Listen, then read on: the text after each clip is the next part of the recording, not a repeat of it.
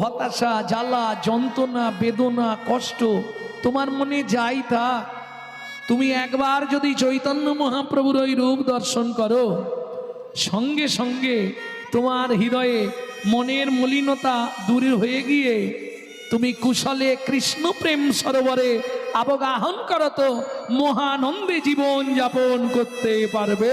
তাই গৌর হরি বল। হিমাভো বারাণাং, হেম মানে সোনা।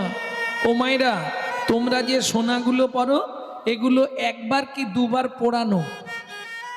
সোনার অরিজিনাল কালার হচ্ছে কয়লার মতো কুচকুচে কালো। সোনা পোড়ালে এইরকম হয়, একবার প্রত্যেকবার পোড়ালে 1 পাই করে কমবে, একা নয়, 1 গ্রামে 1 পাই কমে। বলছে লাখবান কাঞ্চন যিনি গোরার উপলাবনী, সোনাকে 1 লক্ষ বার, এটা যদি একবার দুবার পুড়ি এরকম কালার আসে, তাহলে 1 লক্ষ বার সোনাকে পোড়ালে তার কেমন রং হবে? সেই লাখবান কাঞ্চন অর্থাৎ 1 লক্ষ বার সোনাকে পোড়ালে তার যে রং হয়, আমার গৌরাঙ্গের রূপ মাধুর্য সেই রংকেও পরাজিত করেছে। হরি বল। হেমাভো, ভো মানে লক্ষবার। দিব্য ছবি সুন্দরায়, দিব্য ছবি কাকে বলে? আচ্ছা আচ্ছা ব্যক্তিকে জিজ্ঞেস করবেন, বলতে পারবেন। একমাত্র যারা গৌড়ীয় বৈষ্ণব অভিধান পড়েছে, না হলে দিব্য ছবি আমরা শুনি, দিব্য ছবি কিন্তু বলতে পারবো না। দিব্য ছবি কাকে বলে? ছবি চিনি, চিত্রপট চিনি, পিকচার চিনি, ফটো চিনি, কিন্তু দিব্য ছবি তো জানি না। ছবি, চিত্রপট, ফটো যা কিছু কতদিন মনে রাখতে পারবেন? 1 বছর, 2 বছর, 5 বছর, 10 বছর, 15 বছর, আর বাড়াবো? আর মনে থাকবে না, ও বেসরণ হয়ে যাবে। কবে দেখেছিলাম মনে নেই। কিন্তু কেউ যদি গুরু তত্ত্ব জ্ঞান নয়ন দিয়ে আমার চৈতন্যর মাধুর্যময় মণ্ডিত দিব্য রূপ দর্শন করে, 1 জন্ম নয় 7 জন্ম তার হৃদয় পটে দিব্য ছবি হয়ে আঁকা থাকবে। তাই গৌর হরি বল। তাহলে বুঝে নেওয়া গেল।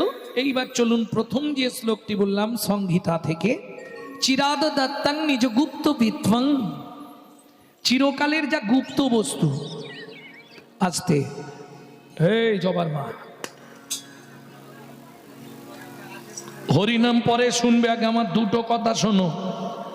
হরি ভক্তি বিলাস বলছে, বৈষ্ণব ধর্মের আইন গ্রন্থ হরি ভক্তি বিলাস বলছে, সারা রাত হরিনাম শুনলে 25 ভাগ পুণ্য সঞ্চার হয়, আর হরিবাসরে একটা আন কথা বললে 75 ভাগ মহাপাপ হয়। কি দরকার 2 টাকার পুণ্য কিনতে এসে 10 টাকার পাপ কিনে নিয়ে বাড়ি যাবে? বলো, রাজার পাপে রাজ্য নষ্ট, প্রজারা পায় কষ্ট, আর গিন্নির পাপে সংসার ধ্বংস, ছেলে পুলে পায় কষ্ট। কেউ তো সুখে নেই বলো। একটা ফ্যামিলিতে যদি 10টা লোক থাকে, 5 জনের সকাল থেকে সন্ধে পর্যন্ত 4টে করে ওষুধ লাগে। কে সুখে আছে? ওষুধ খেয়েও হচ্ছে না, তাও হাঁটুর ভেতর কটকট কটকট। আসতে, তাহলে চিরাদ দত্তাং নিজ গুপ্ত বিত্তং, যারা একটু পড়াশোনা করেছেন, শিক্ষিত, তারা আমার কথাগুলো একটু ধ্যান দিন। বিত্তংটা আমি 3টে সমাস করে নিচ্ছি বোঝানোর সুবিধার্থে। বিত্বাং, নৈবিত্বাং, উদ্বিত্বাং। বৃত্তি মানে কর্ম বা কর্তব্য, নৈবিত্তাং নিত্য প্রয়োজন, উদ্বৃত্তাং বাঁচিয়ে রাখা। মায়েরা চাল মেপে নেন প্রত্যেক দিন, 3 মুঠো করে তুলে রাখেন না, এটা উদ্বৃত্ত করা। তবে লক্ষ্মী থাকবে, শুনে নাও, যারা করনি কাল থেকে করে নিও। লক্ষ্মীকে ডাকতে গেলে চাল মেপে নিয়ে 3 বার একটু করে তুলতে হবে, ওটা উদ্বৃত্তাং। আরো সহজ করে বলি, আপনারা বিয়ে বাড়িতে খেতে যান তো, প্রথম ব্যাচে কোনোদিনও খেতে নাই। প্রথম ব্যাচে বসলে কি হয় জানো? খাবার দেয় কিন্তু একটু টান টান করে দেয়। হ্যাঁ, মালিক বলে রিপিট কর, এখানে দেখি রেখেছে একটার বেশি রিপিট করবি না। হরি বল। বুঝে নেওয়া গেল। আরো সহজ করে দিচ্ছি, বাবা মার যদি 4টে ছেলে মেয়ে হয়, বাবা যদি 4 ছেলে মেয়ের জন্য 4টে রাজভোগ আনে, মা কি করে জানেন? আধখানা করে 3 জনকে দেয়, বাকি 2.5টা লুকিয়ে রাখে ছোট ছেলে কিংবা ছোট মেয়ের জন্য। কেন? এটা বাবা বলতে পারবে না, মায়েরা বলতে পারবে। ছোট ছেলে কিংবা ছোট মেয়ে এরা একটু আদরের হয়, সত্যি না মিথ্যে? দেখবেন এরা খুব আদরে মানুষ হয়। আর কিছু মনে করবেন না, যে ছেলে মেয়েগুলো খুব আদরে মানুষ হয়, আদরে আদরে শেষে গিয়ে ওইটাই ড্যাস তৈরি হয়। তাই গৌর হরি বল। বুঝলেন না? বিশ্বপিতার 4 ছেলে, সত্য, তেতা, দাপর, কলি। কলি কোন ছেলে? ছোট। অত্যাচারী, অনাচারী, ব্যভিচারী, ভ্রষ্টাচারী, কুলাচারী, চরিত্রহীন, লম্পট হয়ে জন্মালো কলি। বিশ্বপিতা জেনে গিয়েছিলেন আমার ছোট ছেলেটা জীবনেও ভালো হবে, ওই জন্যে তিনি সত্য, তেতা, দাপর 3 যুগে হরিনাম দিলেন, কিন্তু আধখানা প্রেমটা উদ্বৃত্ত করে রাখলেন। বুঝে নেওয়া গেল? মায়ের আধখানা মিষ্টি দেওয়ার মতো নাম দিলেন, প্রেম দিলেন না। আচ্ছা, আপনারা কি বোঝেন নাম আর প্রেম দুটোর কি ব্যাপারটা? বোঝেন? বোঝেন না? বুঝিয়ে দিচ্ছি। এই মালাটা দে।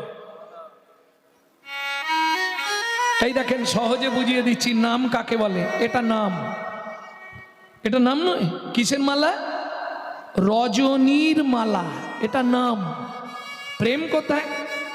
গাছে কিন্তু এইভাবে হয় না, একটা একটা ফুল হয়েছে, তাকে প্রেম দিয়ে এক জায়গায় করা হয়েছে। প্রেমটা কি? সেমাল ভেতরে আছে। নামকে যে এক জায়গায় বেঁধে রেখেছে সে হলো প্রেম। তার মানে বুঝে নিলেন তো? ভেতরের সুতো, সুতো ছিল বলে এর এত কদর, তাকে কেউ দেখতে পায়নি, সেমাল ভেতরে আছে। তাহলে বুঝে নেওয়া গেল, প্রেম ছিল বলে নামের দাম। বুঝতে পারলি বাবা? সহজে বুঝে নে। এইবার চলুন, কাজবাড়িতে মাল বেশি হলে আপনাদের এদিকে কোথায় রাখে? স্টোর রুমে। ইংলিশে বলা হয় স্টোর রুম, গ্রাম্য ভাষায় বাংলায় বলা হয় ভাড়ার ঘর, তাই তো? চৈতন্য মহাপ্রভুর ভাড়ার ঘরটা কোথায় ছিল? ছিল গোলকে, এলো এলোকে, ছিল গোলকে, এলো এলোকে। ও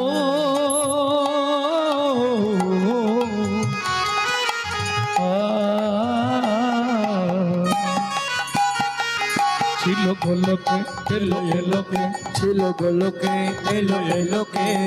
পেলো গো লোকে নাম, পেলো গো হরি নাম, পেলো গো মধুর নাম। ছিল গোলকে, এলো এলোকে, ছিল গোলকে, এলো এলোকে। গোলকের গোপন প্রেম,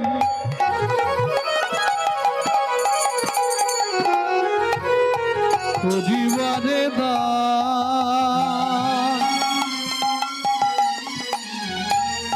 ব্রজ ছেড়ে নদিয়ায় এলো গৌর ভগবান।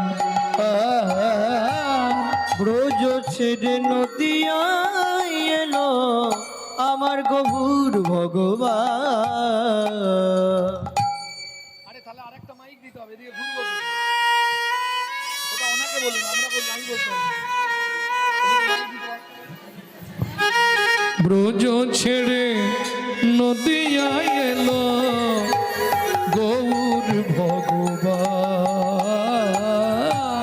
ব্রজ ছেড়ে নদিয়ায় এলো গৌর ভগবান।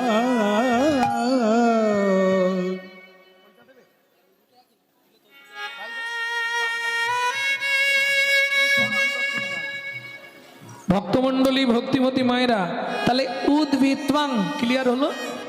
কে বুঝতে পারেননি হাত তুলুন। বুঝতে পেরে গেছেন? এবার দ্বিতীয় সমাজ কি ছিল মা? নৈভিত্বাং।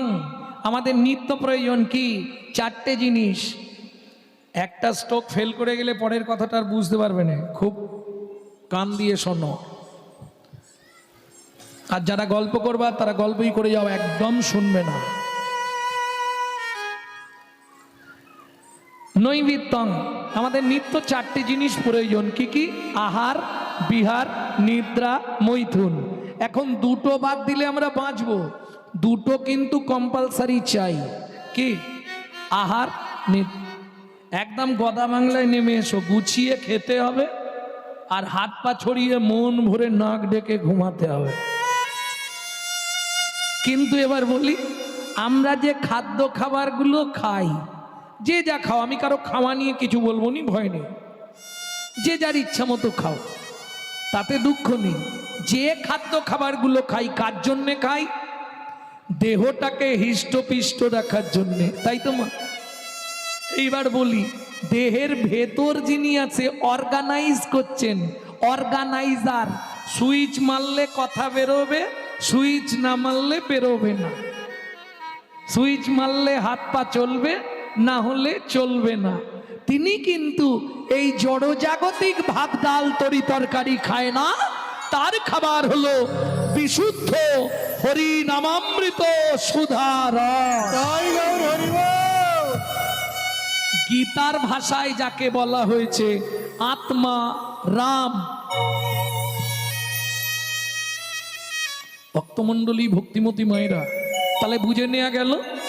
একটু তোলো। গীতার ভাষায় যাকে বলা হয়েছে আত্মা রাম, বুঝে নেওয়া গেল। তার খাবার হচ্ছে হরিনামামৃত সুধারস, বিশুদ্ধ। ও মায়েরা, প্রশ্ন হবে, বাবা গৌরাঙ্গ বিশুদ্ধ বললে কেন? জলকে ফিল্টার করলে শুদ্ধ হয়, শুদ্ধকে ফিল্টার করলে পরিশুদ্ধ হয়, পরিশুদ্ধকে ফিল্টার করলে বিশুদ্ধ হয়। বুঝে নেওয়া গেল। জনিতাই জনিতাই জয় রাধে রাধে।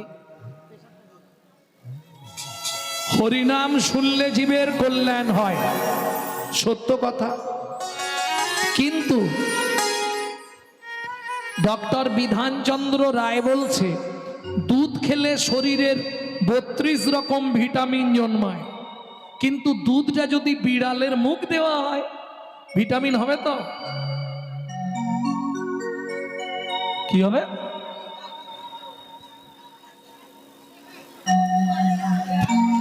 ডিপথোরিয়া হয়ে মরবে,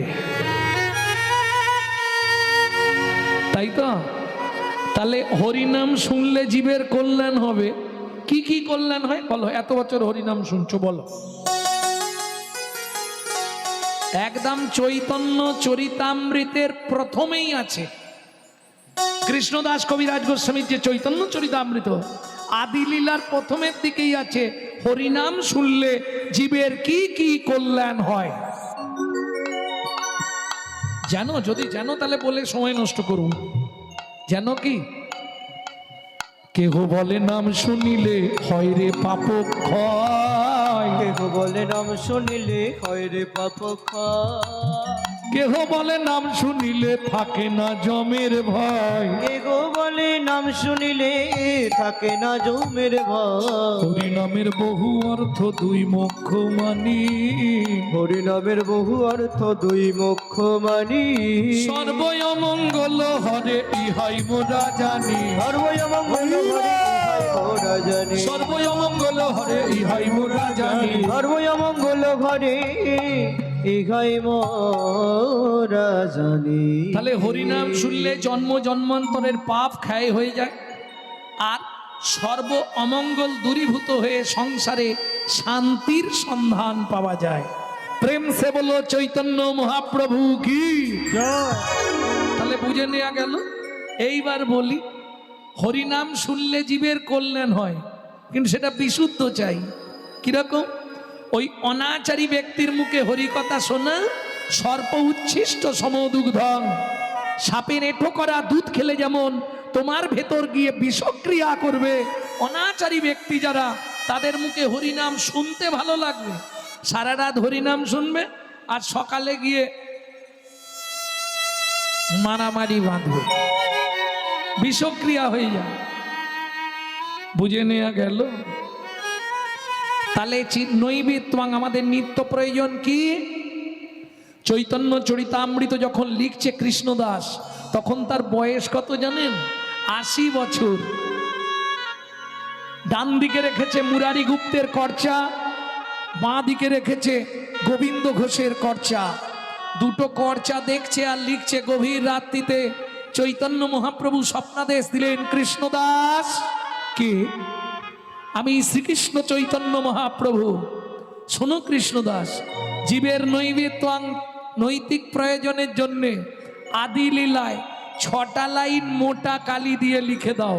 চৈতন্য চরিতামৃত খুলে দেখবেন আজও ওই 6টা লাইন সব লাইনের থেকে মোটা কালিতে লেখা।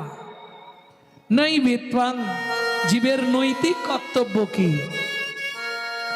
সাথে পাঁচে মিলি নিজ দাঁড়েতে বসিয়া, হাতে পাঁচে মিলি নিজ দাঁড়িতে বসিয়া, কীর্তন করহ সবে করতালি দিয়া। কীর্তন করহ সবে করতালি দিয়া। ও প্রভু, কি গাইব?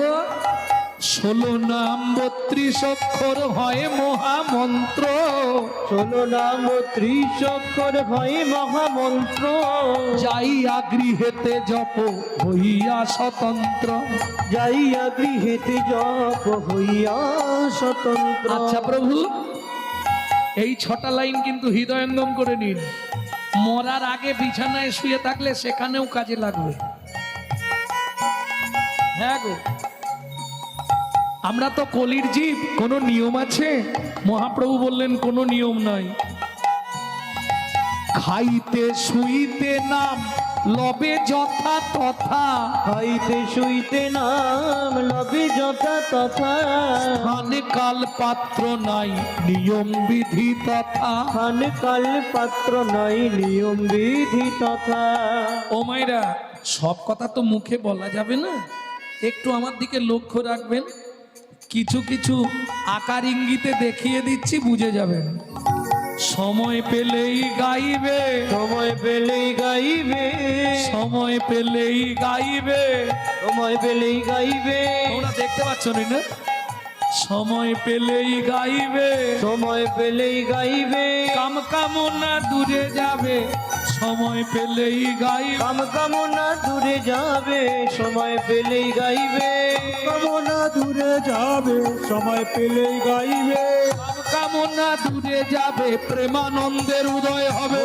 কামনা দূরে যাবে, আনন্দের উদয় হবে, কামনা দূরে যাবে, আনন্দের উদয় হবে, কামনা দূরে যাবে, আনন্দের উদয় হবে। কামনা দূরে যাবে, সময় পেলেই গাইবে, সময় পেলেই গাইবে।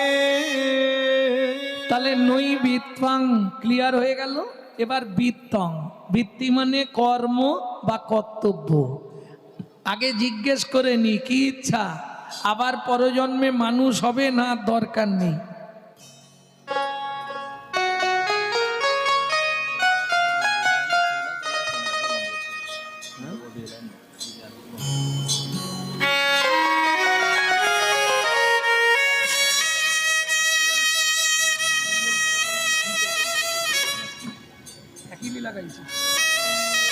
ভক্তমণ্ডলী, ভক্তিমতী মায়েরা, বুঝে নেওয়া গেল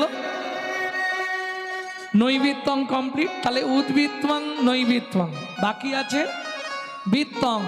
বৃত্তি মানে কর্ম বা কর্তব্য। কিং কর্তব্য বিমূঢ়, মানুষ হইয়া জনম লোভিলি, করিলি ভূতের কাম।